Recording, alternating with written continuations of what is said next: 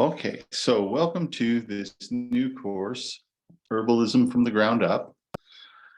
This is a year-long course, and over the duration of this course, you will learn about all the things that you need to know to be basically competent at using plants and plant medicine to heal people. Just to give a little bit of background about myself, I am a clinical herbalist in Lexington, Kentucky. I've been practicing here since 1993, so 30 years now. And I've been learning about herbal medicine all my life. I've got a lot of stories about plants that I will tell as we go along. But basically, I believe that as an herbalist, a big part of your power, a big part of your ability to do good comes from your connection to the plants themselves. So when I talk about plants in this class, I won't just be talking about them as remedies or as commodities. I'll be talking about them as living things that we as people have a symbiotic relationship with, and about how to cultivate that relationship, how to cultivate your own personal relationship with plants so that you know plants and understand them and can put them to good use for the people around you, and also so that you can act as a steward of the plant communities in your area so that you can help the plants to be well and you can use the plants to help the people to be well. It's a mutually beneficial arrangement, ideally, in which we take care of the plants and the plants take care of us. And that's kind of the most fundamental thing that I think everyone needs to understand to be effective as an herbalist. There are people in this world who just buy herbal products and use them. They don't maybe even ever see the plant itself. That's not how I do things.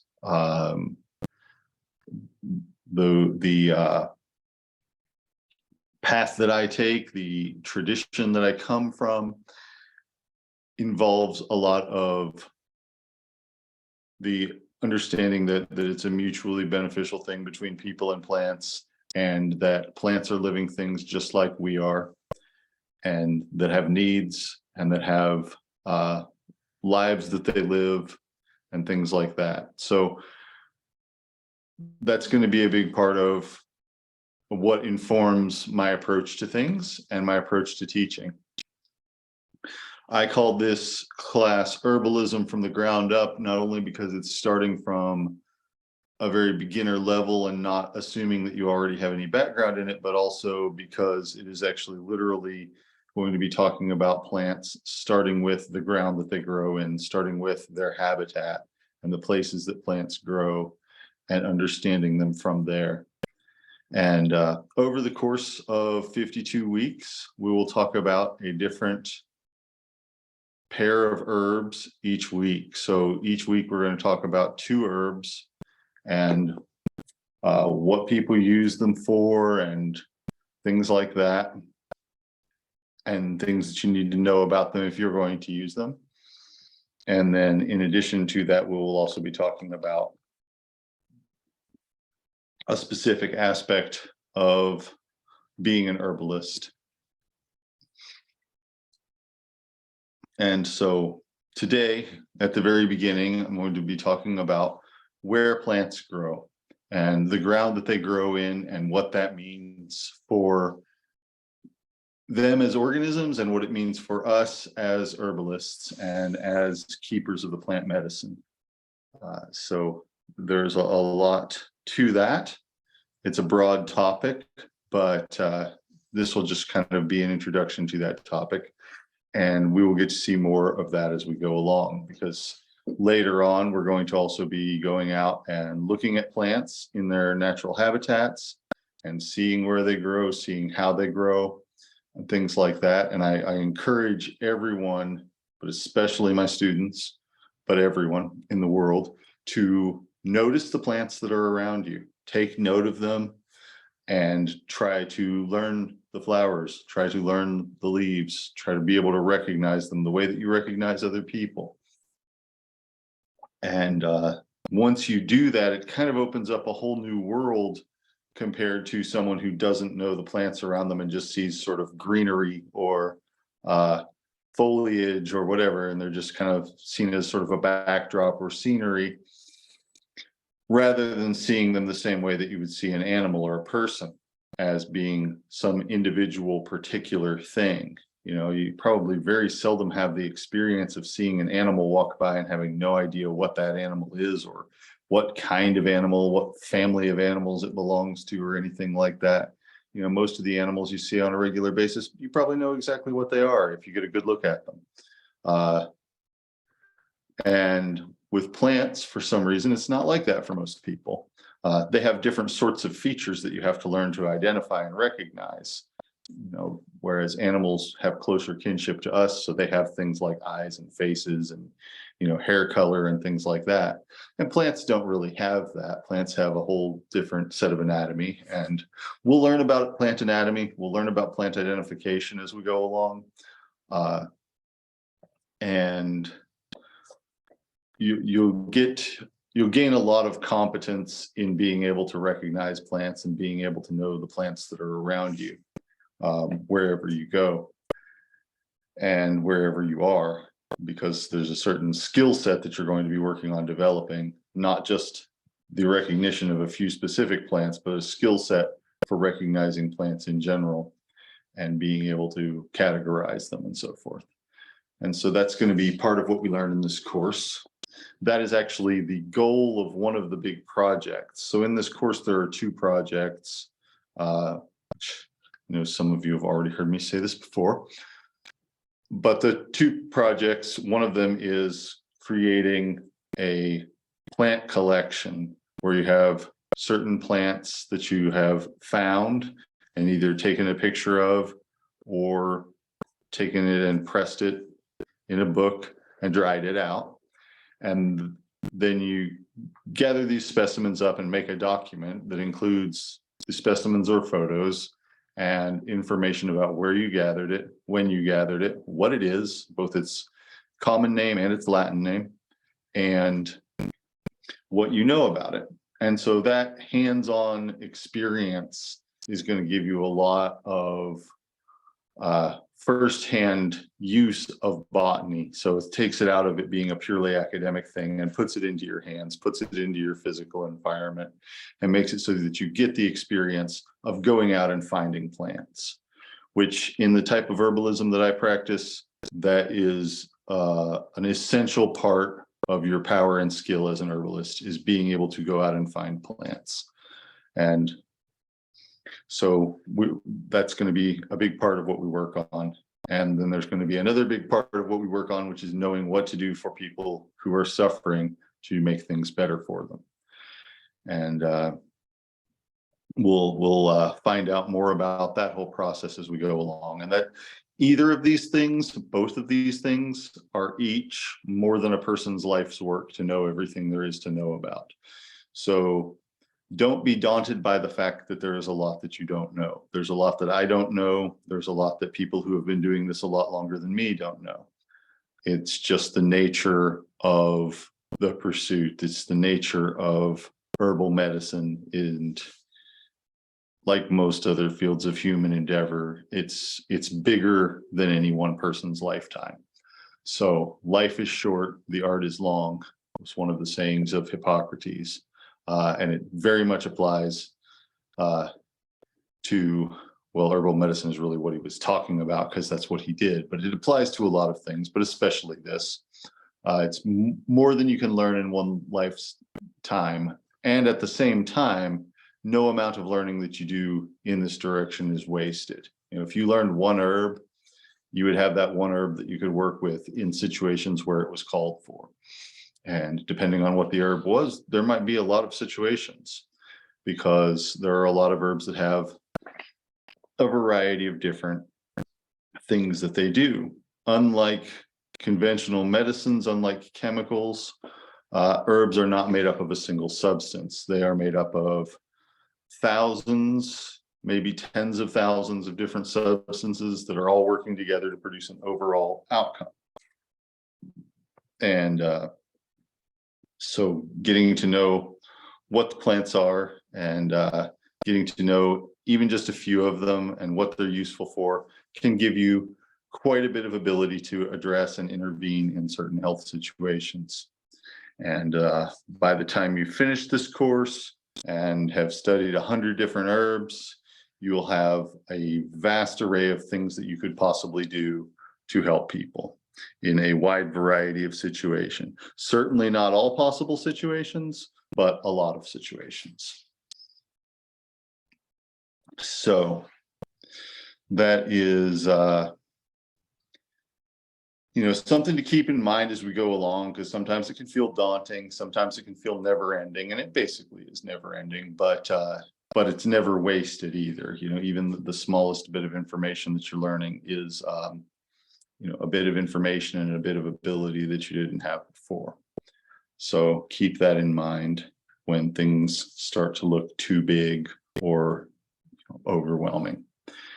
It takes a long time to be a good herbalist, but it doesn't take that long to learn something that you can use for something. So, as you go along, you'll be learning more and more and building your skill set.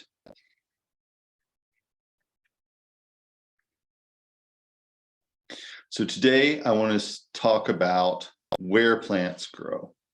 And plants, as you've probably noticed, grow in most places, other than areas that are very extreme environments like the snow cap on top of a mountain or the driest parts of the driest deserts. Plants grow on most surfaces of the earth, on most dry land surfaces of the earth. So, and different plants grow in different places, as of course you will have noticed that too. So when you are an herbalist and when you are learning to look at and look for plants, it helps to be able to look at and understand the ground that they're growing in.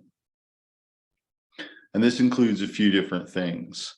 It includes the type of soil that they're growing in, the type of atmosphere that they're in, including the weather, and the plant communities and other things that are around them in their physical environment. For example, different things would grow in a forest than would grow in a grassland, because the forest will shade out certain plants and they won't be able to grow there. And the grassland will maybe, have different conditions that would make other plants one plant more successful than another. And that has largely to do with the plants that are already growing there. What kind of things will get started in a plant community?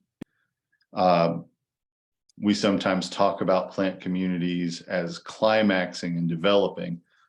So for example, if you have an area that's just been clear cut and bulldozed, or an area that has just been washed away in a landslide or something like that, there will be no plants there at first.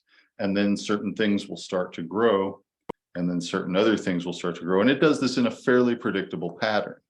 So for instance, you have certain plants that only grow underneath big trees. Here's one.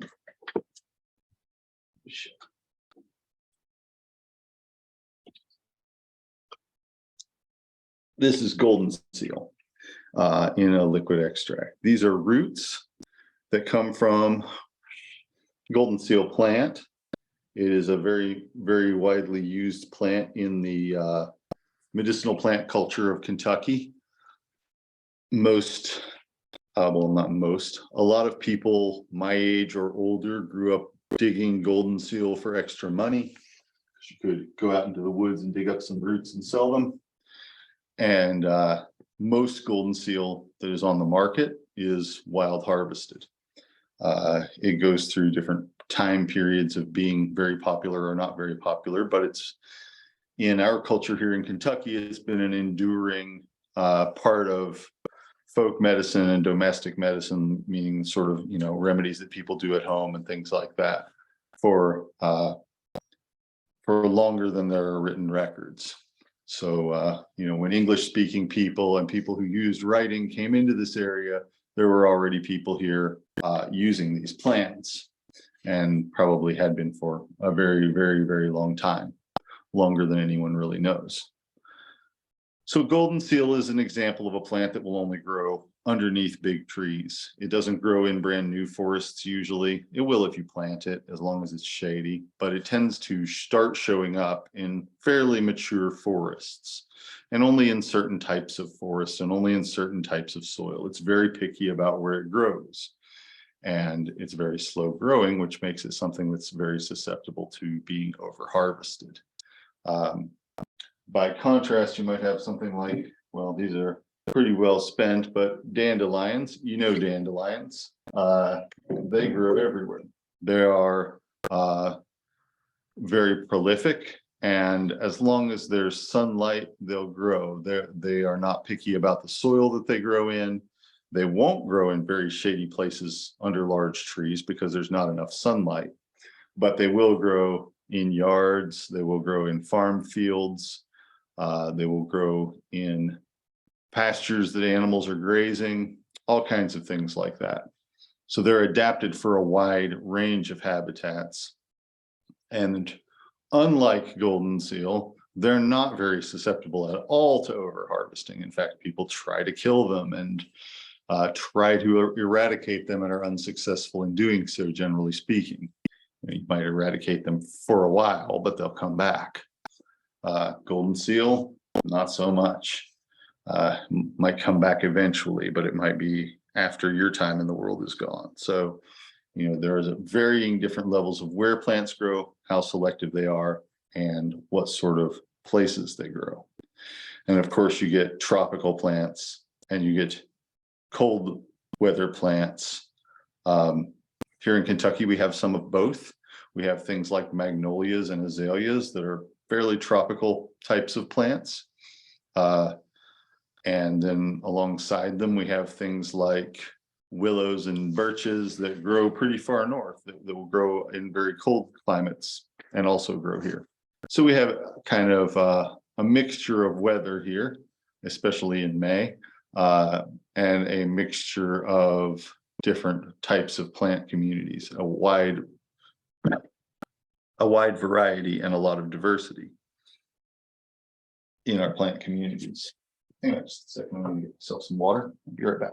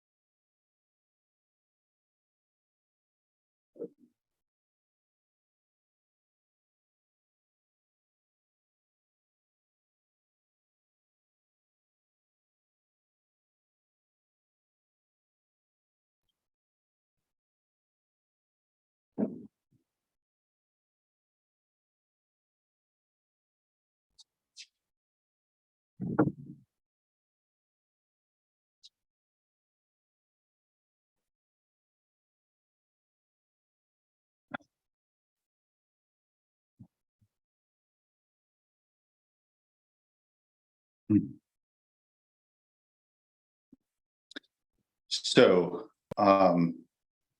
yeah, you'll find different plants growing in different places. And one of the big determinants of this, one of the primary determinants of this, so the plant community that it's getting started in is another part of it that comes along and can change as time goes on. But one really fundamental thing is the soil that it's growing in. There are different types of soil, and there are different preferences that plants have for what they grow in, different types of soil that they're most successful in. And some things like dandelion are quite flexible, and some things like golden seal are quite inflexible as far as what sorts of soil they will grow in. But the soil is sort of the fundamental thing, the soil or other substrate, because some plants will grow on rocks without there being any actual soil. But stuff that the plant is growing on, the ground, is the most fundamental thing to herbal medicine. It's the most fundamental thing to plant communities. And so you get different plants growing in different places, and the soil is a big part of that. So there are a couple of different main components of soil, and most soils are a mixture of these different components. For instance, clay is a soil type. Most of the time, clay is mixed with other things. Sand is another pure soil type. Sometimes you find areas that are just sand. Often the sand is mixed with other things like clay. And then there's silt. Silt is kind of what a lot of people would imagine as just being plain old dirt. Silt is the sort of dirt that gets washed up by floods. It is essentially the same stuff as sand, which is silicon, the same basic building material as sand, but in much finer little bits. And clay is sand is similar to sand as well, but it's in even finer little bits that are so small that they take on a sort of gelatinous structure, sort of a moldable, squishy structure when mixed with water. A completely dry clay, you powder it. If you crush it up into powder, it's just like a very fine sand, but it's fine enough that it mixes with water in a different way, and it holds water. If you have an indentation in some clay soil and you pour water in it, you get a puddle, and that puddle will sit there for hours and maybe days before it drains into the soil and disperses through the soil. If you do that with sand, it goes right through it right away. If you do it with silt, it's somewhere in between. And then loam is the name for a kind of a equal mixture of silt and sand and clay. So loam is kind of considered good farming soil. It's what a lot of soil is in areas that are more cultivated. And then you also have humus, or organic material, decayed organic material that is mixed with or on top of other types of soil. And this decayed organic material contains nutrients like nitrogen, but it also has a crucial role of holding water in itself.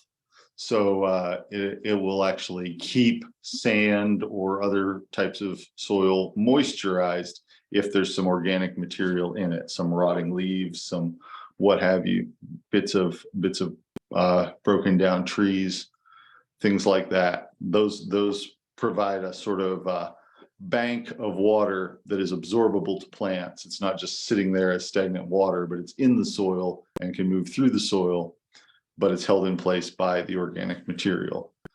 So organic material contains that. It contains sometimes nitrogen. It often contains a lot of minerals. And so that's where plants get some of the building blocks for the substances that make them medicinal. The other place that plants get much of their substance is from the air. And I don't know that this is something that everyone intuitively understands, because a lot of the time people would think that the plants just sort of suck the nutrients up from the soil and make that into their physical structure. But really, plants are mostly made out of air that has been recombined by their metabolism into other substances. So for example, cellulose, which is kind of like what wood is made out of, it's a carbohydrate. It's made out of carbon and hydrogen. The hydrogen is taken from water. The carbon and oxygen that are in it are taken from the air. So sugars, starches, and the structural material cellulose that is in plants, in all plants, that's made out of air. That's made out of air and water that the plant has metabolized and turned into other substances. Proteins which are also in all plants in various different forms. Proteins and amino acids are made out of carbon, hydrogen, oxygen, and nitrogen. Oils, which are present in many parts of many plants, are made out of just carbon and hydrogen. Well, sometimes there's some other things too, but carbon and hydrogen are sort of the building blocks of lipids, of fats and oils and waxes that are found in a lot of different plants. So all of these things are being derived from the air and from the water in the soil, rather than from any physical solid material from the soil itself. So that's an important thing to be aware of with plants, is that the air that they breathe is a huge part of what they're made of. Their energy, the energy that is stored in them, comes from the sun, and that's the energy that goes towards turning these substances from the air into calories, into carbohydrates, into the energy that's released by wood when it's burning. That all comes from the sun originally, and it's stored as chemical energy in the plants, stored in the form of carbohydrates and cellulose in the plants through their metabolism, through photosynthesis. So photosynthesis is a complicated metabolic process by which plants take sunlight and air and water and make it into calories and structure, and also lots of medicinal substances. Later on, we'll talk about the different types of structures and different types of categories of medicinal substances that are in plants. But for the moment, suffice it to say that there are a lot of them and that they are varying different sorts.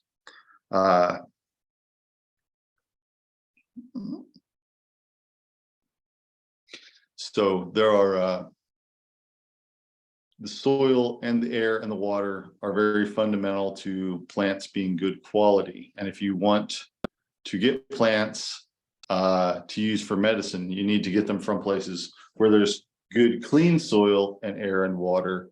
Otherwise, pollutants that are in those substances will get incorporated into the plant.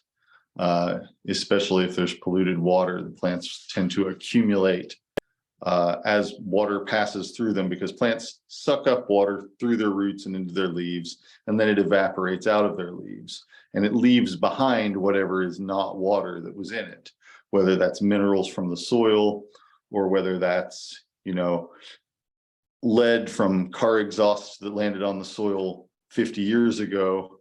And, lead never turns into anything other than lead. So once it's there, it tends to stay there.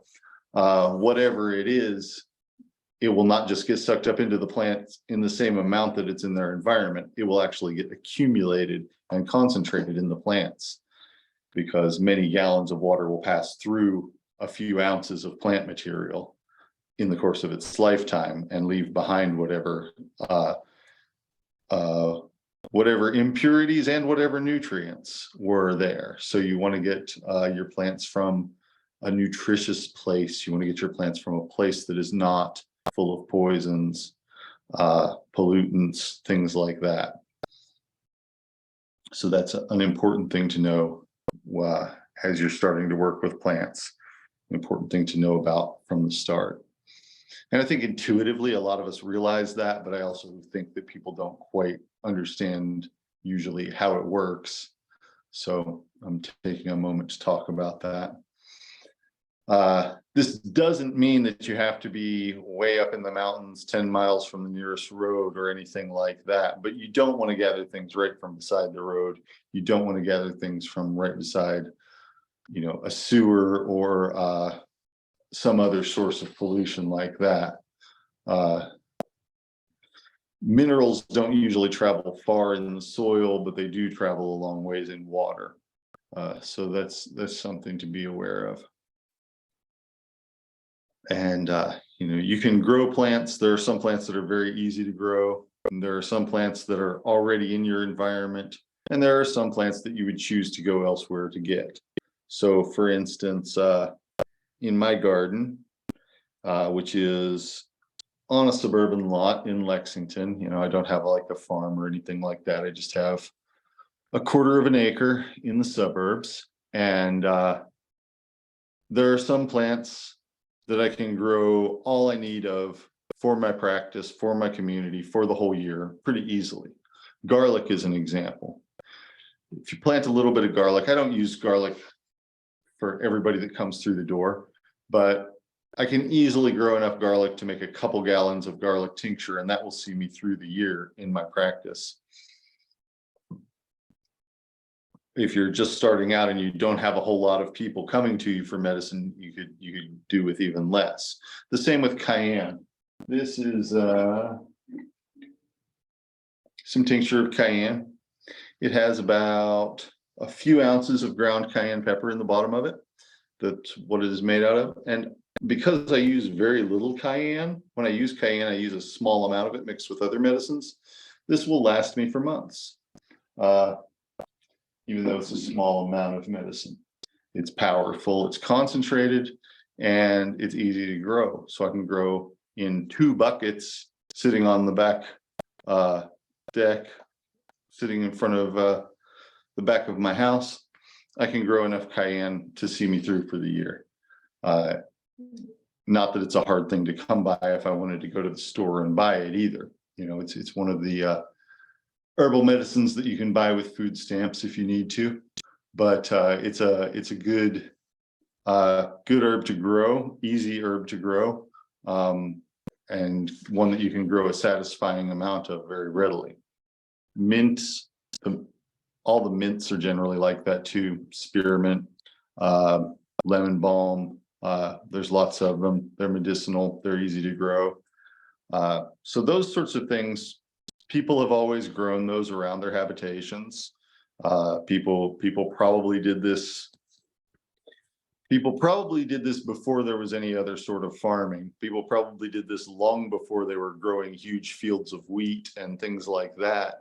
You know, what people kind of describe as the agricultural revolution or whatever, thousands of years ago. I think probably, you know, back in the days of people living in caves and small huts and things like that, and hunting and gathering their food, that they would probably bring home some things and some seeds would fall out of the plants and they'd, you know, start growing in front of the house or the cave or whatever. And then people would know that, okay, these are right here. I've had this happen so many times accidentally, where I brought some herbs home and in the process of bringing them in the house or hanging them upside down outside to dry, that some of them dried and went to seed and seeded themselves and then grew the following year. I've had it happen accidentally enough times that I know that it probably was a chance occurrence for our ancestors too in remote antiquity, before people had really, you know, even gotten the knack of gardening and stuff like that. So this is probably some of the first agriculture or horticulture, was people growing medicinal plants close to their habitations. And I have also seen places where people's herbs and flowers were still coming up a century later after the people no longer lived at a place, because they will just keep reseeding and keep growing. They're very resilient. So herbs, many herbs, not all of them, are very resilient and are easy to cultivate and useful. Many of our kitchen herbs that are cultivated herbs are ones that are really nice to know as an herbalist, because they're powerful. You know, they're the reason we use them as culinary spices is because they pack a lot of punch into a small amount. They have a lot of what might be called secondary phytochemicals or medicinal substances in them. And at the same time, they're really not poisonous in any feasibly consumable quantity. You know, if you eat too much garlic or too much cayenne, it'll upset your stomach, that sort of thing, but it won't kill you. It won't do anything dangerous to you. So for herbs that are as powerful as they are, that's a pretty good cost benefit. Risk benefit ratio, risk benefit analysis. So that's true of a lot of kitchen-y type herbs, and keeping a little kitchen garden where you grow some herbs can be a really great thing to do if you want to have herbs around your house to use for medicine. And, you know, there's not necessarily a sharp dividing line between what's food and what's medicine either. They kind of blend into each other. So when you go out into nature, you'll notice some big types of places, like, for example, the eastern woodlands that take up a big chunk of the eastern part of North America. That's a big place. And there are certain plants that grow in the eastern woodlands, like golden seal, that you wouldn't really find so much growing in the Rocky Mountains or the Pacific Northwest or the Sahara Desert or other large swaths of land that we might categorize that are parts of this world. So there are certain things that sometimes people call biomes, which are like a big type of place, or bioregions, which is kind of what you would call the Pacific Northwest or the eastern woodlands or the deserts of the Southwest in North America, or the Great Plains. Those are bioregions where you get certain plants that live in that area and certain ones that don't. And then within bioregions, you get different types of habitats. You might have mountains, hillsides, you might have pastures and fields, meadows, you might have wetlands, including bogs, marshes, swamps, and fens, which are all distinct different types of wetlands, things like that. And then within those, you get microhabitats. So for example, you might have a meadow that's set in the eastern woodlands. It's going to be a bit different in terms of what grows in it than a meadow in the Pacific Northwest. And then within that meadow, you might have different plants that grow out in the middle of the field, different plants yet that grow along the edges where that field meets the forest, or different plants that grow alongside a stream that flows through that field. So those are microhabitats that are really kind of the human scale. You know, when you're in a field, you're not in the whole field, you're in some small tiny part of the field, right? So these microhabitats are at a human scale, and at that scale you will notice that there are different plants in different parts of a small area of several meters. You know, 20 meters away you might have a different microhabitat and a different set of plants. So the other day I was out with some students from the previous year's Herbalism from the Ground Up class, and we were looking at an area at a field, and there was a ditch that ran through this field that had some water draining from it, and at one end of that ditch there was a stream, and at the other end of that ditch there was a wet meadow with a spring in it. So you had some plants that were just growing right through the ditch, just growing right along the ditch and in it. And then you had other plants that were growing over here in the wet area. And then you had trees and some different plants growing under the trees that were lining the stream. So even in just this one area of a few meters, you know, probably 10 or 15 meters across, you had three different microhabitats with three different small groups of different types of plants. And the plants that were growing in the ditch in the water were not the same as the ones that were growing out in the wet field, or the same as the ones that were growing alongside the stream. Even though they were all plants that like water, they were all plants that grow in the eastern woodlands, and they were all plants that you might find in a meadow. So these learning how these things split up is an important part of getting used to the plant communities. And in that case, part of the difference was how much water there was, and part of the difference was how much sunlight there was. The soil was pretty much the same throughout the whole area. The soil was pretty similar, floodplain type soil, which is mostly silt with quite a bit of decaying vegetable organic matter in it.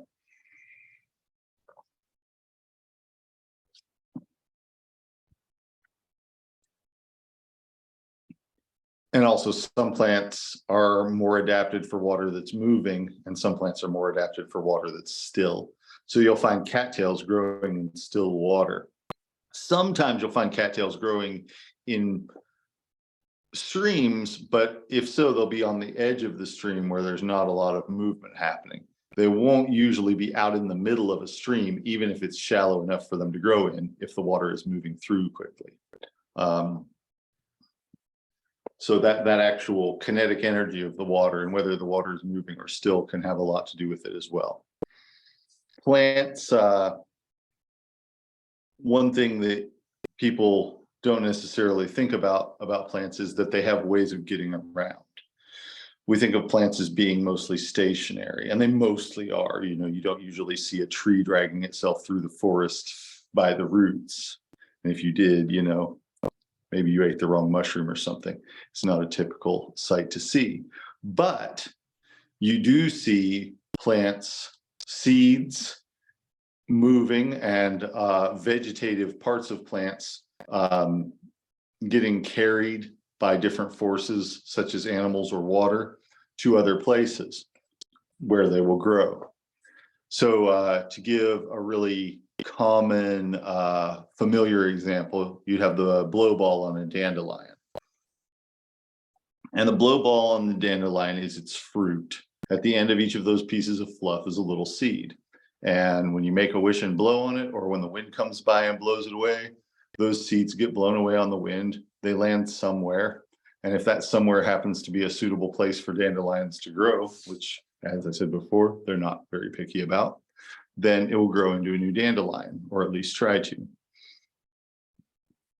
And every dandelion puts out hundreds and hundreds of these little seeds, and some of them make it and most of them don't.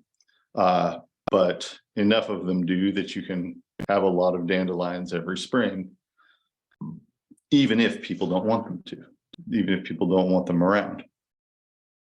Dandelions are what we call a ruderal species, which means that they are adapted to human habitation. They frequent disturbed ground, so they grow a lot in, for example, if someone digs up a field with a plow and then they don't plant it the next year, that ground will be muddy, and those little fluffy blowing seeds will stick to that mud and start growing there. Another example of a plant and how it gets around would be sycamores. Sycamores are big trees that grow alongside waterways and in some other places, and they have white branches. If you are out in the woods and you see a tree with a brown trunk and a white branches, that's a sycamore. You can often spot them miles and miles away because because the white branches are such a contrast to everything else around them. So these plants also have fluffy seeds like what dandelion has that blow in the wind. And because they grow near streams, they often fall in the water and get washed downstream and end up in a muddy bank somewhere and start growing there. Or they just fall on the ground, and if it's sufficiently wet and sticky enough, they stay there and start growing. So that's very similar to the dandelion.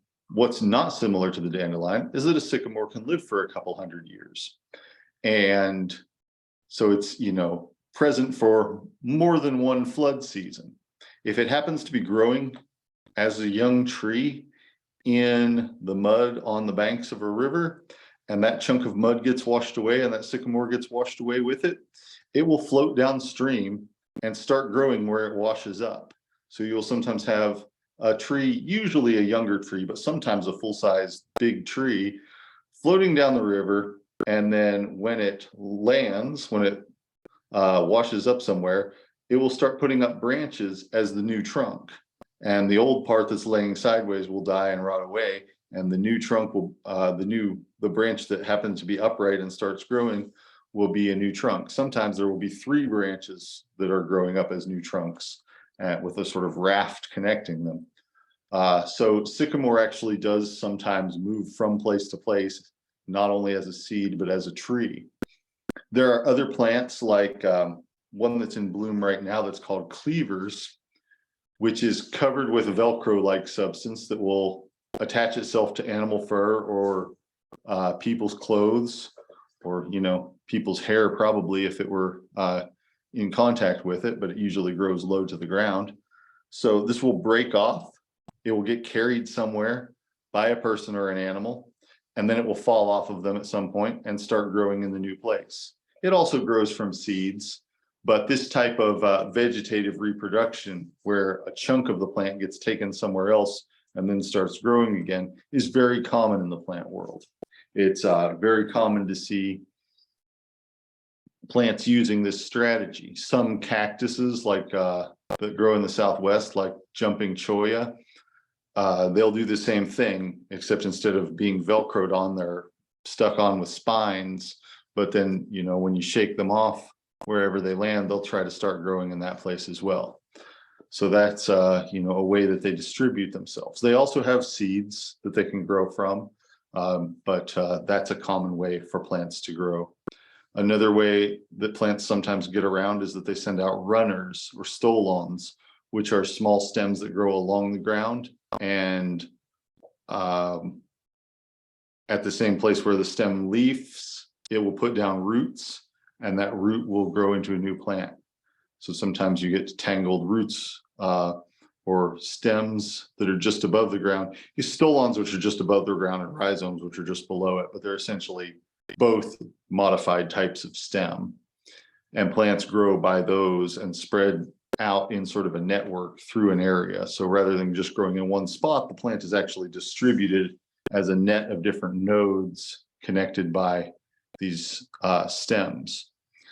And so, you know, you might look at it and think, here are a bunch of different plants of this one type, whether it's a strawberry or a mayapple or something like that. But really, it's all the same plant, potentially, with many different stems that are all connected underground or along the surface of the ground.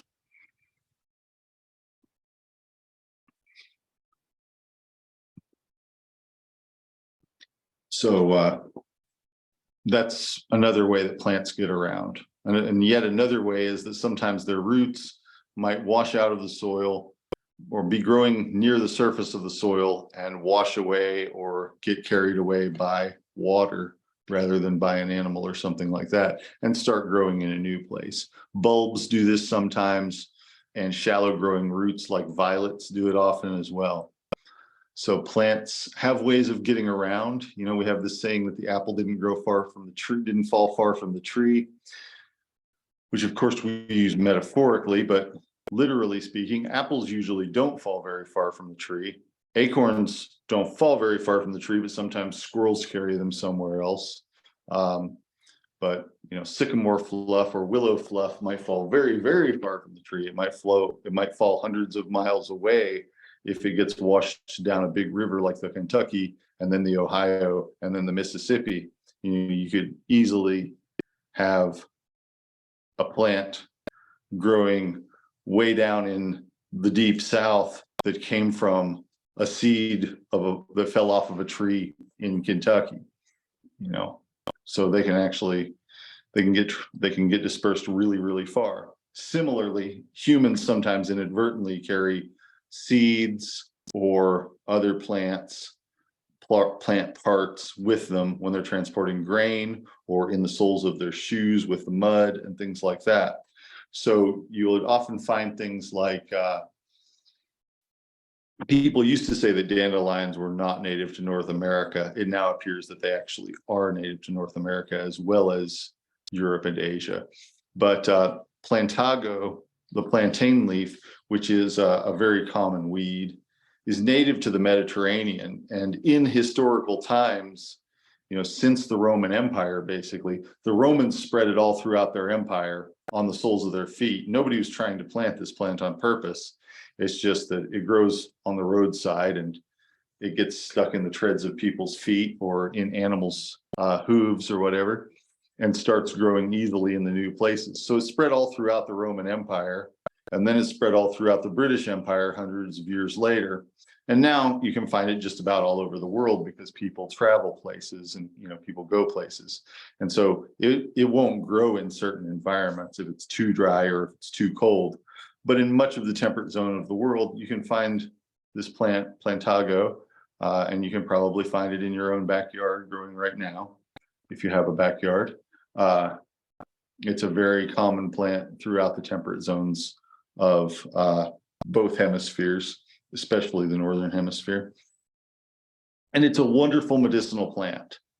It's a weed, people don't necessarily want it growing where it is or whatever. Nobody plants it on purpose, like I said, but it's a wonderful medicinal plant.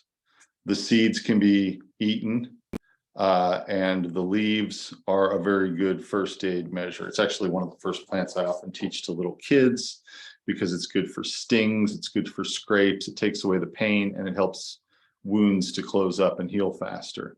So it's a really good thing for all sorts of minor injuries that kids get while they're playing, and it's easy enough to recognize and common enough that they can usually find it. So it's a really nice thing to just, be able to say to the kids, here's this plant. If you step on a bee and it stings you, you can, crush this up and put it on there, and it'll should help with the swelling, that sort of thing. So yeah, plants have their ways of getting around, and what kind of soil they grow in is often the main determinant of where they grow. Even with more rare plants, habitat loss of the soil, loss of the type of ground that they need to grow in, and the type of plant communities that they need to be able to thrive are very often more of a threat to them than what people are doing with them on purpose, like harvesting them. Not that both can't be an issue, and both are an issue, but it would be a mistake to think solely in terms of people overusing ginseng or golden seal or something like that, when in fact the habitat disappearing is a huge part of what the pressure on those populations is.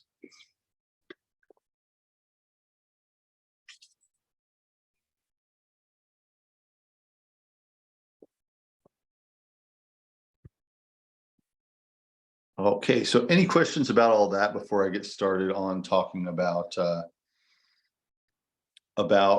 couple specific medicinal herbs?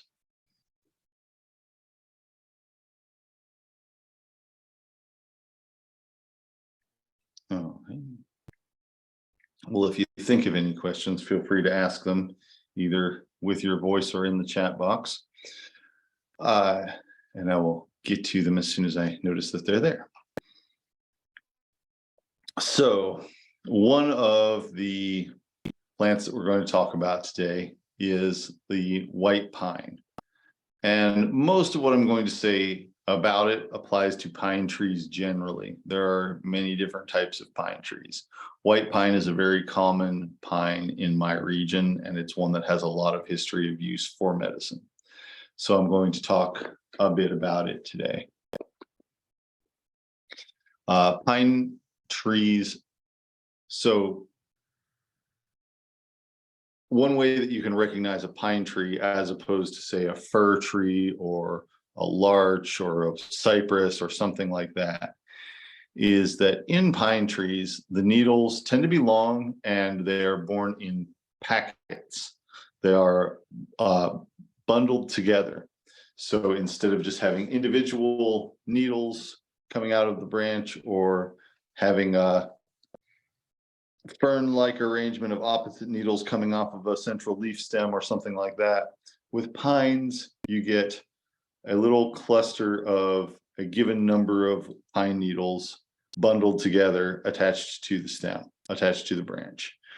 So with white pine, there are 5 of them. Every time when you look at a white pine tree, go and look at the bundle of needles, pluck it off, there will be 5 needles in it. They're a couple inches long, maybe 3 inches or so long, and they're dark green with a white stripe running down the length of them, which gives the overall plant a sort of whitish green color. The bark is smooth on most of the branches, on the lateral branches. On the trunk and some large branches, it might be cracked, covered in a crackly skin. And let's see, it's got sort of a long, skinny pine cone. Let's see if I have an example.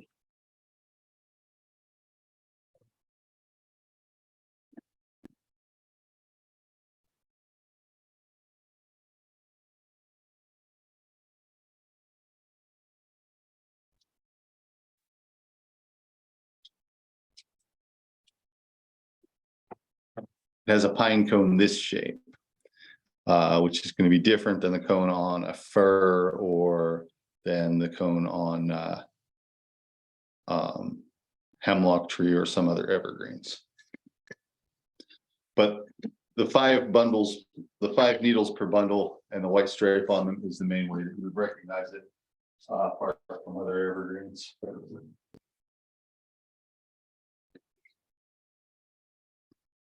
So this is a very common tree in the eastern woodlands.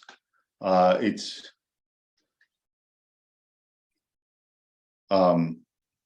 when you go out to the woods in eastern North America, you get a mixture of mostly hardwood trees, but in some areas there will be a lot of evergreens. And the evergreens are mostly white pines and red cedars. There are lots of others too. There are, here in Kentucky alone, there's, I think, 5 different species of pine tree. And then we also have, for other evergreens, we've got 1 or 2 species of cypress trees, which lose their leaves in the fall and often grow in water. And then we have yew trees and hemlock trees, and I think there's something else, but we have multiple different types of evergreens, some of which are pines and some of which are not. But the pine trees are a common tree, and they can be a very large tree. They can get to be around 100 feet tall. They can be very big around. So they're an important species in the forest, and they're an important medicine and an important cultural plant for the people who have lived here, for every group of people that have lived here, whether you're talking about the colonists and the people who live in eastern Kentucky now, or if you're talking about the native people, the Iroquoian people use white pine as one of their kind of main cultural symbols, as well as using it for food and medicine. Every part of the pine tree is basically edible. I mean, the wood is obviously kind of not very edible due to texture, but the bark can be boiled and eaten. It's not so much the hard outer bark, but there's a brown outer bark, and then underneath that there's a white underlayer of bark, which has a variety of different uses. But the sap and the needles and the cones are all usable for food at different stages in their development and usable for medicine. And of course, pine is one of the main types of logs that are, it's an economically important timber plant. People make stuff out of pine. So it's a soft wood. It's lightweight. So a lot of the time, you know, a lot of building material is pine, but the needles are the part I want to focus on first and most. These are easy to harvest. You can get a lot of needles off of a pine tree without doing it any harm, more than you need, and you can make strong medicine out of them. Pine contains resin, which is a sticky type of sap, sticky type of fluid that flows through certain channels in the pine tree, and contains a type of substances that we call terpenes. Terpenes are kind of piney smelling. They are aromatic compounds that give pine its distinctive scent, and these medicinally have been used in small doses to break up congestion, and in larger doses to induce diarrhea or act as a laxative. And then topically, extracts of pine or of the resin also have been used for all kinds of different skin conditions, both to reduce inflammation and cool the skin, as well as to kill bacteria and provide a barrier on the skin against bacteria, funguses, things like that. So it's sticky, and that can be unpleasant to have on your skin, but it very much affects the environment of the skin in a way that can promote healing and prevent infection from setting in.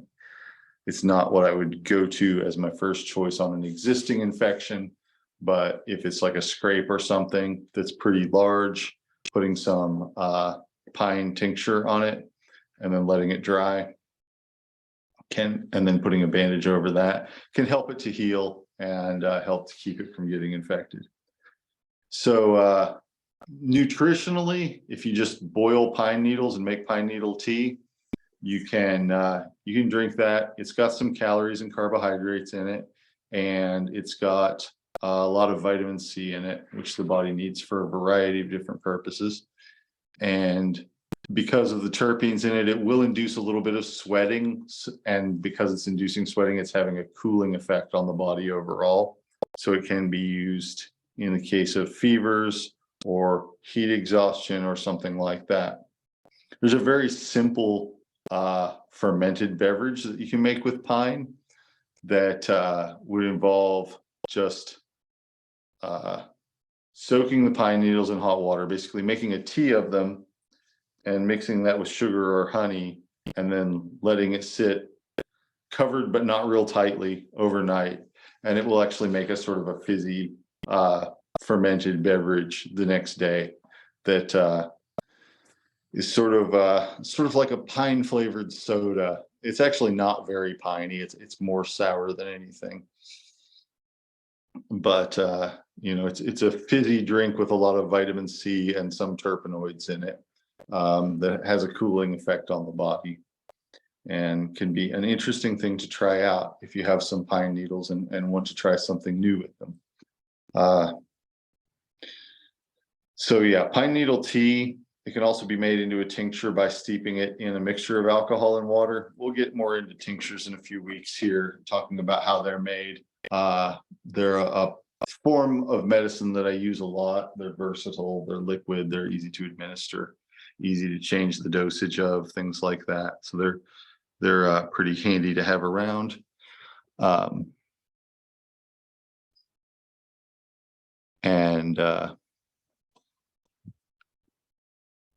So those are some really good uses that pine has. So as you can see, it has a variety of different uses. You can use it for constipation, you can use it for congestion, you can use it for nutrition, and you can use it topically for getting rid of or helping to prevent infections and helping the skin to heal.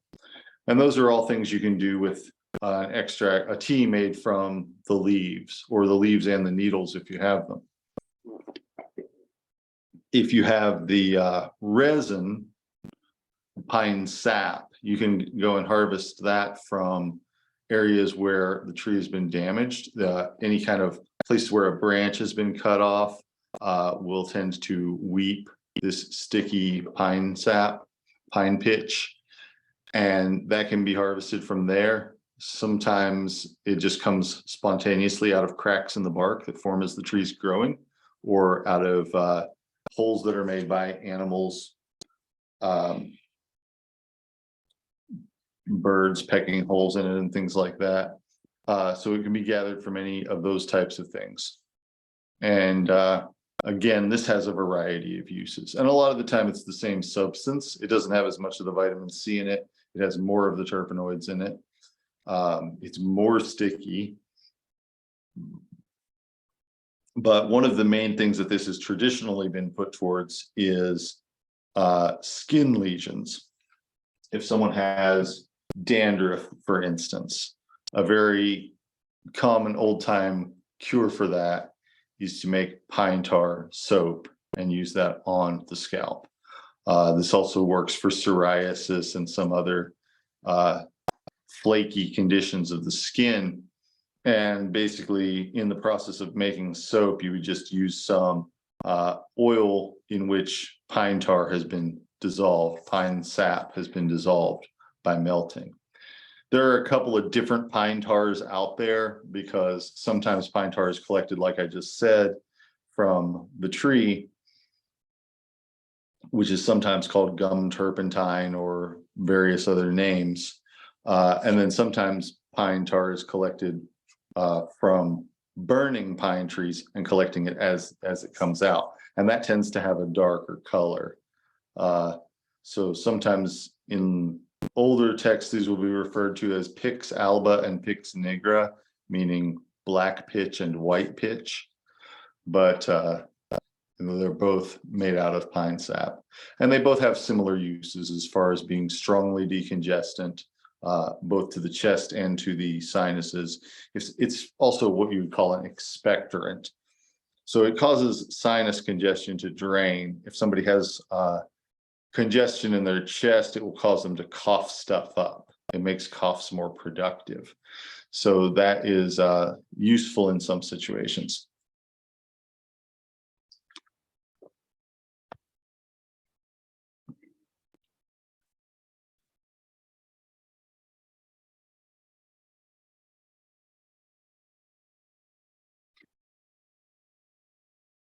The pine cones, pine cones are used similarly to the needles. They're kind of medicinally, they're sort of in between the needle and the sap in terms of what they do, because they have a lot of sap in them, but they also have some of the same sourness and sweetness that's in the needles, some of the same carbohydrates, vitamin C and things like that that are in the needles.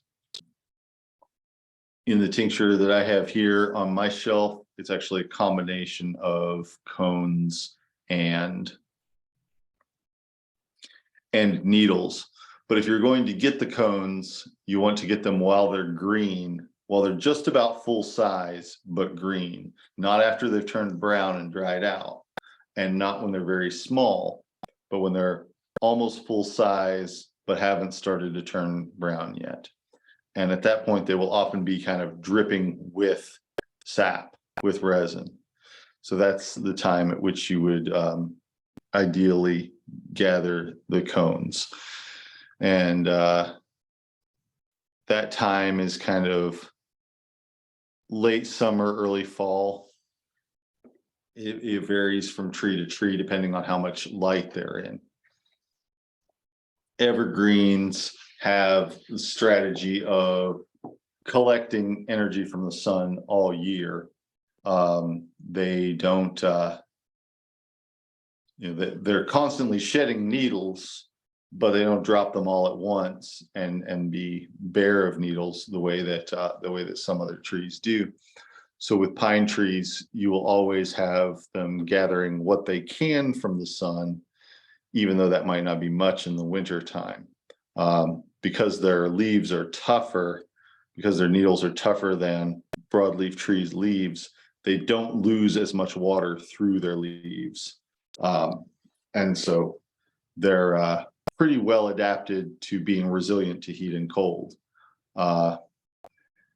And so they will often grow in shadier places, or in, they can stand less sunlight because they will get more of it later in the year when the other trees have lost their leaves and that sort of thing. But depending on how much sunlight an individual pine tree is getting, its fruit might ripen sooner or later. So this is a big part of what plants are doing, and I'll talk more about this next time too, but a big part of their life cycle is about collecting energy from the sun and putting that energy towards making fruits, making seeds, to continue themselves, to continue their species. So that's a big part of, similar to the life struggle of animals, but different, because rather than searching for food, they're creating it from sunlight. So pine trees, fruit, at different times. I say fruit, they're not actually technically fruit, but they're producing their seed containing structures at different times, depending on the conditions that they're growing in. But it tends to be early fall or so when that happens.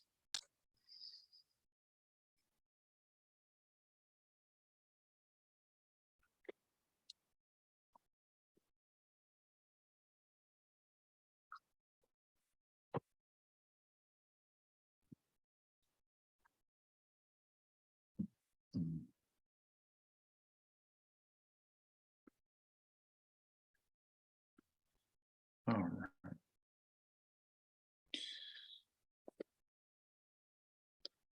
So the skin of the pine tree, the inner bark, which is, like I said, there's two different types of outer bark on a pine tree. There's the bark that you would find on the trunk of a large tree and on the larger branches, some of the larger branches, which is crackled and has layers of very dry material.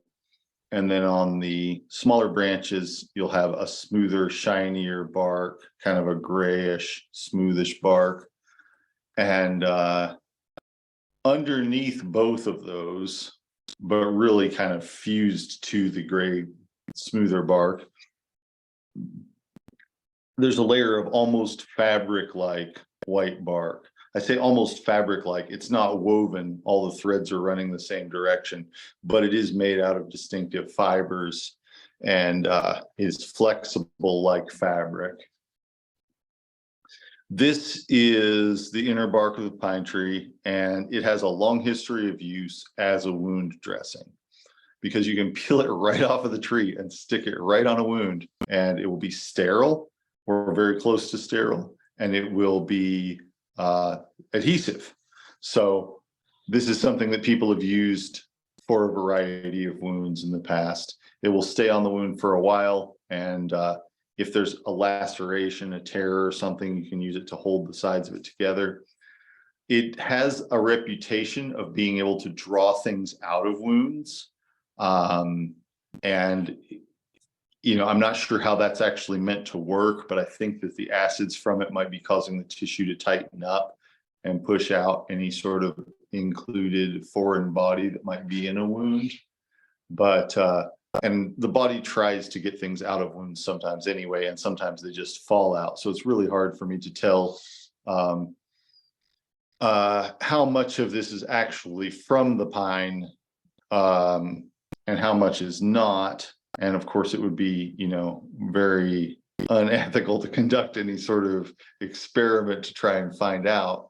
But it does seem to be able to draw things out of wounds. Like if somebody gets poked with something and there's something like a sliver of wood or something like that remaining in a wound where it can't be readily gotten to, pine does seem to have some ability to draw that out. In one interesting case that I had somebody who had been in a car wreck, and they had some lacerations on their arm, and we used a pine bark wound dressing, and it actually drew out some glass that had been in the wound, and the wound had been non-healing for a while, for weeks. And we used this dressing, and it drew the stuff out, and then the wound had begun to heal by the time the dressing came off. So I thought that was an interesting thing. Like I said, it's very hard to say if that's a reproducible result, because it's not something that I have the opportunity to try very often.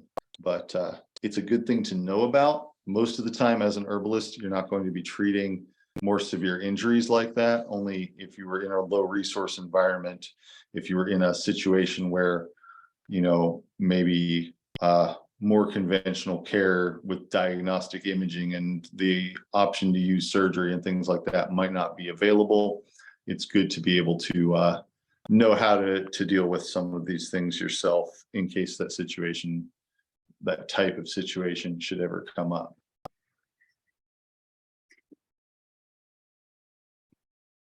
So that's kind of a general overview of white pine. It's a very versatile plant.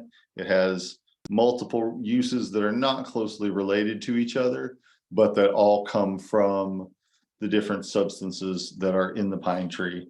And those substances are in the pine tree for their own purposes. You know, the sticky stuff keeps insects from being able to burrow into it very easily. The carbohydrates and nutrients in the needle are there because they play a role in the plant's metabolism. It's not really something that is just there. I mean, not to speak of any sort of divine intention or anything, which I don't feel like I can know or authoritatively comment on, but it's not just there for humans' purposes. It's there because it plays a role in the plant's life. And the fact that we have figured out something that we can do with it, it has to do with our human ingenuity, which can be a powerful and wonderful thing when it's not being used for something stupid. So pine tree is readily available. It is safe. It's very safe to use. And it is effective for a wide variety of different things. So it's a really, in my opinion, a very high quality of herb in terms of the fact that it is safe and it is powerful and it is readily available and it's easy to use. So all of those are characteristics that I look for in plants that I choose to include in this course. Not every plant is going to have all those characteristics, but quite a few of them are, and all of them are going to have some combination of those characteristics. Give me just a moment to get some more water, and then I'm going to talk about dandelion.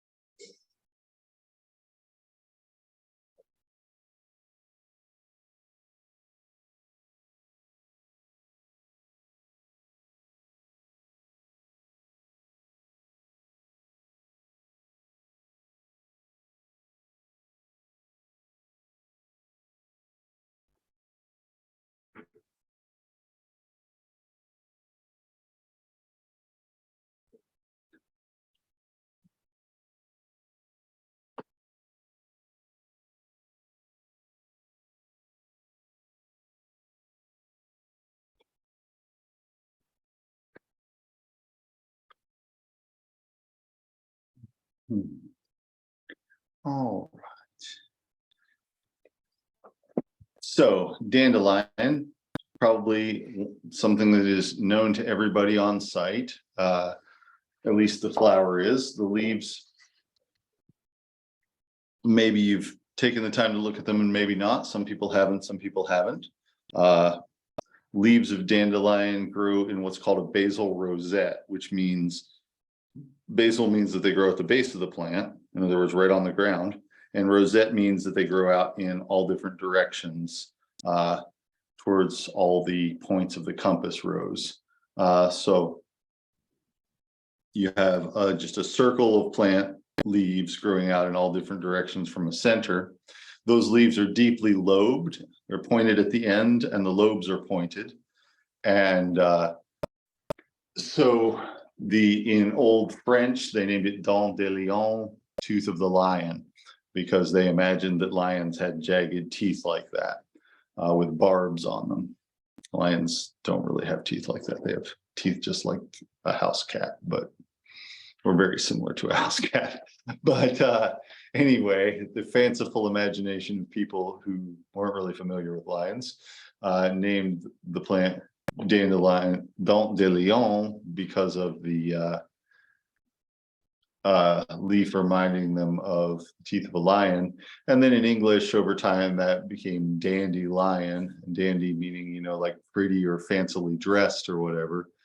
Because I always associated that myself as an English speaker with the yellow color being like a lion's mane and it being a fancy, pretty looking, brightly colored flower. Um, but of course, it originally started out as an English pronunciation of the French word for lion's tooth.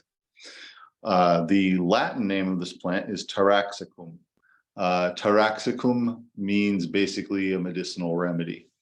And this is a word, all plants have Latin names that are their scientific names. We call them Latin names, but most of them are modern. And that's a two-part name, a Latin binomial, which includes a genus name, which is the first part, and then a species name. For some plants, these are made-up names that are maybe named after a botanist or maybe named after some characteristic of the plant, but they're names that are based on Latin or having Latin endings, but they are modern contrivances or modern things that people have come up with for them. Like, for example, this one's called Lobelia inflata. Lobelia is named after a botanist named Lobel with an IA at the end to make it sound like a Latin name. And then inflata means inflated because it has these balloon-like seed pods. And the ancient Romans didn't have a name for this plant. So it's not actually its name in the Latin language. They didn't know this plant because it doesn't live where they lived. But in the 1600s or 1700s, someone gave it the name that it has now. 17 or 1800s. But Taraxacum is actually a Latin word. It's actually a name for a plant that the Romans had a name for. And so that became the genus name for anything that is a type of dandelion, which there aren't that many of. But there are a few different species of dandelion. But the main widespread worldwide species is Taraxacum officinale. Officinale means official, and you'll see officinale or officinalis in a lot of Latin names of medicinal plants. It means official in the sense of it being a pharmaceutical grade plant, or the variety of plant that was approved for pharmaceutical use by some document or other. In America, those documents were the United States Pharmacopoeia and the National Formulary, which were like just two reference books that used to be published for pharmacists that included a bunch of different substances, not only plants, but it did include plants. So the ones that were plants that were official in some pharmacopoeia or other will often have that in their name, in their species name.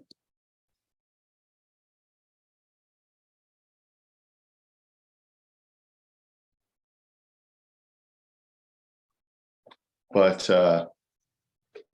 Taraxacum was what the Latin speaking people, the Romans, called dandelion, and it has a lot of different medicinal uses as well. And because it's very adapted to living with humans and living around humans, humans have often used it for medicine because they had it right there. One of the chief characteristics of dandelion is that it is bitter, and especially the root is bitter. The root and the older leaves are bitter. The young leaves sometimes are sour and not so bitter. The more sunlight that it gets, the more bitter that it will taste, generally speaking.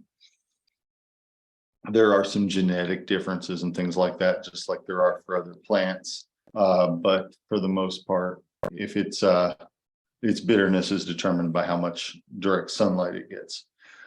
And so the fresh new leaves that have not been in the sun for long don't have very much of the bitterness in them. The older ones do, and the root is actually especially does, because that's where it's stored. So a couple of things the dandelion does. For one thing, dandelion, because of the bitterness, stimulates the liver. The body's got a system going where if you taste something bitter, the liver tends to start responding to that right away, because often bitter things are poisonous, or very often poisonous things are bitter. Most bitter things aren't poisonous, but most poisonous plants are bitter. Bitterness is a lot more common than strong poison.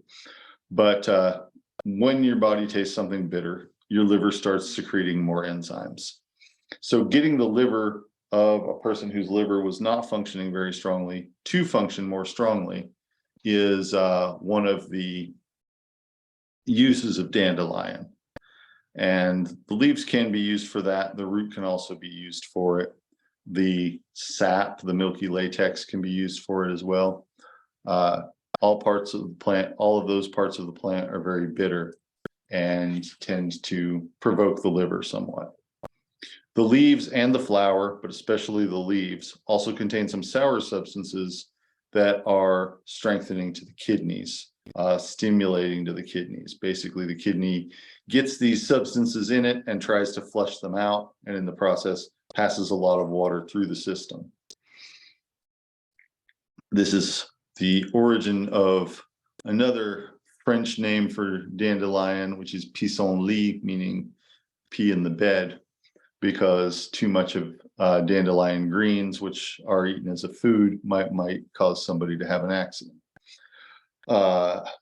So anyway, it's a diuretic, especially the leaves. It's something that increases the output of urine. So that can be useful in the case of urinary tract irritation. It can be useful in some types of arthritis like gout. And just generally speaking, the action on the liver and on the kidneys means that the body is processing out more waste products, more toxins, things like that. So sometimes dandelion has been used as what people describe as a spring tonic, meaning something that you would eat in the springtime to get your body to kind of clean out its systems, maybe with the intention of getting rid of the effects of wintertime, maybe the effects of being indoors, eating bad food because it was, you're living on preserved food, things like that. So all of those things would be potentially helped by taking something like dandelion. And there are a lot of herbs in a lot of folk medicine traditions that are used in a similar way as sort of a spring cleanse or tonic for the body. And dandelion is certainly one of them. So liver and kidney support are a really big part of what I use dandelion for in my practice. Mainly, that's if I'm using dandelion in my practice, I'm using the leaves for the kidneys and the roots for the liver. But that is not the extent of its traditional uses. So in addition to all of that, dandelion root contains a starch called inulin. And inulin is found in a lot of different plants that are in the same family, this family called Asteraceae, also known as Compositae. It's a large family of plants that includes sunflowers, dandelions, lettuce, and lots of other things. But their roots tend to store energy in the form of a particular carbohydrate called inulin. Inulin is not very digestible to people the way that, say, the carbohydrates from corn or wheat are digestible. So when you eat it, your saliva doesn't break it down the way that it would with the starch that's in the plants I just mentioned, or in potatoes or many other things. Instead, it passes through the upper part of your digestive system unchanged and gets into your lower part of your digestive system, where it gets broken down by your intestinal bacteria who feed off of it. So you can't exactly digest it, but your intestinal flora can, and they tend to thrive on it. Sometimes dandelion has been used, dandelion root has been used for that purpose. And in order to get this stuff out of the dandelion root, you have to you don't just make tea out of it, you have to cook it in hot water. You have to make a decoction. So you have to slice the root up, simmer it in water for 10 minutes or so, and the water will get all starchy and the roots will start to break apart. And when you drink that, it will actually help your body replenish your gut bacteria, which, nowadays we often think of that being something people would do after antibiotics, but it's also something that's helpful to do after binge drinking or after any sort of prolonged digestive illness, like if somebody's got diarrhea that goes on for a few days, that will often wash out a large part of the portion of their gut bacteria. So putting this into the system will often help to replenish that. And, this is not just something that you need probiotics for. Probiotics are great, but fermented foods are good too. But the terrain that the bacteria are living in has a lot to do with whether they're going to survive and thrive, not just their presence or absence. So if you're taking a whole lot of probiotics and you're putting them into a gut that they can't live in, it's not going to do any good. But if you're taking this inulin and then putting in probiotics, or then eating fermented food, or even just eating food in general that's not from a sterile environment, it will help your gut bacteria to come back. And so that is another traditional use, just helping people's digestive system recover after an illness. How do you spell that? Inulin, I will write it down. It is INULIN. It is named after a plant called inula, which we will learn about later on. So there are different ways of preparing dandelion. One of the ways that's often been used for what I just described is to slice it and bake it, and then, or I should say roast it, slice it up, put it in the oven at 300 degrees for 45 minutes or so. It'll turn brown on the outside, and then you can make the decoction out of it, or you can just, dry it in the oven and then save it for later. But then you make the decoction out of it, and it's a dark coffee-like substance. People might call it dandelion root coffee. It's not that much like coffee, but it is dark and roasty flavored, and it has this inulin in it. And this has been a traditional beverage that was promoted by the temperance movement as something for people who didn't want to drink alcohol but wanted to have something bad tasting to drink while they were hanging out with their friends. So it's quite bitter, a little bit sweet as well. And, it promotes the health of the liver, and it helps to replenish the health of the digestive system, which is why these people were recommending it, sometimes in a combination of dandelion and burdock, which is another root vegetable with some similar attributes. Burdock is less bitter than dandelion, but more earthy tasting. Anyway, dandelion alone or with burdock has been used as a drink to help people recover from drinking, help their bodies to get strong and healthy again after drinking, and especially problematic drinking, binge drinking, that sort of thing, where their body is depleted by it. It promotes the ability to digest food, and it makes the system a little more bitter, a little more alkaline, and so it has a variety of good potential uses. And so that's another thing that has traditionally been made from dandelion. Yet another traditional remedy made from dandelion is dandelion wine. which is just kind of like could be used for the overindulging in drinking. Although usually dandelion wine has not traditionally been made to be very strong. It's made like wine, but it's the strength of it that you would typically get from it is probably like 2 or 3% alcohol. You can make it stronger by adding sugar and letting it ferment until the sugar has been turned into alcohol. But because dandelion flowers don't contain much sugar on their own, you're not going to get much alcohol in the finished product because the alcohol is basically sugar that's been digested by yeast. So the way that somebody would make dandelion wine would be to make an infusion, say a gallon or so, of tea made from the flowers of dandelion. Just gathering up a bunch of dandelion flowers, a big pot of dandelion flowers, or a gallon jar or so of dandelion flowers. Like say a jar this big, filled all the way up with dandelion flowers, and then adding them to water that has just been brought to a boiling temperature. You don't want to boil the flowers. You just want to add them to water that has just been brought to a boil, or add the water to them.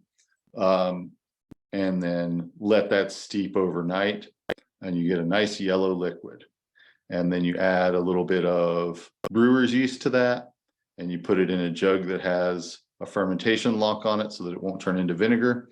A fermentation lock is a little device that bubbles as the fermentation happens and lets gases escape from the fermenting liquid, but doesn't let air get into it, which would turn it sour, turn it vinegary. So you do that until it stops bubbling, and then you pour it into bottles and keep it. And it's very mildly alcoholic if you don't add any sugar to it. And it's very strongly diuretic. It also contains a lot of lutein, which is a yellow nutrient, something along the lines of beta carotene. It helps with vision.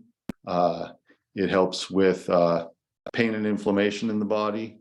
And dandelion wine has the reputation of being uplifting to the mood, which I don't think is simply attributable to the alcohol in it, although of course that would undoubtedly play a role in any mood altering properties it has, but it's, doesn't seem to be the whole story. But this is something that is very strongly provoking to the kidneys, sort of thing that in former times was used to help people expel kidney stones, help remove excess fluid from somebody that has fluid retention. I don't really use it in my practice. I've made it a few times because it's a sort of a traditional thing where I come from, and I think it's an interesting process and a beautiful looking product. I have other stronger herbs that I use for each of the things that it was used for, so I don't really use it that much. But I do think it's good to know about that, to know about it in case, if I were to ever not have access to these other herbs, that would be my more preferred choices for strongly provoking the kidneys, for instance, that I would,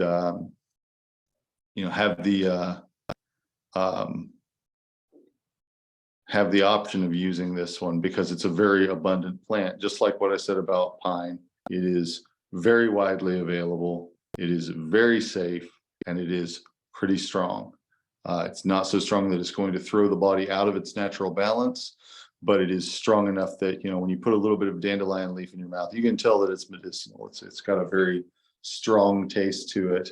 It's fairly potent stuff for as safe as it is. So food-like level of safety, medicine-like level of effectiveness, and very widespread abundance throughout much of the world.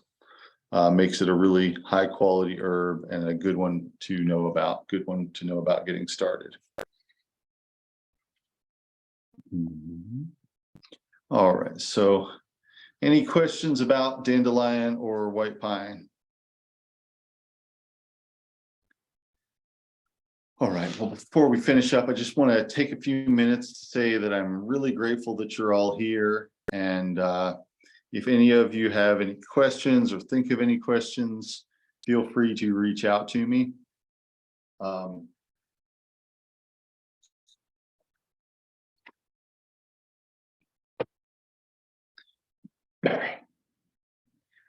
If you call me or email me, it might take me a while to get back to you. If you text me, I'll probably get back faster. You know, I'm very glad to be accessible to each of you as you go through your learning journey. That's a big part of, you know, what this class is all about. And I'm very much looking forward to having, this is the second year that I've done this. So I'm very much looking forward to going through this process with all of you and helping you on your way to having a strong and very useful understanding of the plants around you. And I would say to everybody, in this coming week, try and take notice of what plants grow near where you live and what you know about them, which ones you recognize, which ones you don't recognize. Just really try and take a few minutes every day to be outside with the plants and just kind of look around at what the plants are doing. Right now, depending on where you are, this time of year in the Northern Hemisphere, there's a lot going on with the plant world. It's the same stuff that's been going on this time of year with the plant world for thousands and thousands of generations. So, you know, these plants are blooming, spreading their pollen, they're putting out seeds, doing all sorts of different things. And, you know, it's a really good time to observe it. May is a really active time in the plant world, lots of flowers, lots of other things going on with plants. So, you know, if you go out in your yard every day in May, you might see some plants there at the beginning that aren't there at the end, and some plants there at the end that aren't there at the beginning. So I would really encourage everybody to just try and tune into that, try and pay attention to that. And, you know, try and learn what you can directly from the plants, because the plants are really our biggest teachers in terms of plant medicine. And, you know, I just like to extend a welcome to each of you to the world of herbal medicine and to the all the possibilities that includes for you to be able to do amazing things with plants and experience the wonder of plant medicine. And next week, we'll be talking a little bit more about plants and about their life cycles and about a couple other very useful and high quality medicinal plants to know about. So I hope that everybody is looking forward to that. And we'll also talk some about how to prepare your plant collection, because it's the sooner you start on that, the easier of a time you're going to have with finishing it, because it's prime time for it right now as far as all the different varieties of plants you'll be able to find in your environment. And like I said, if you have questions, don't hesitate to reach out to me. Thank you. I'm glad that you enjoyed it. Well, all right, I am going to sign off for tonight, but like I said, if anybody has any questions, feel free to reach out, and I hope to talk to you all next time. And if you still need to make payment arrangements with me or whatever, please do reach out to me about that. And I'm very glad to have you all here. Thanks again. Thanks.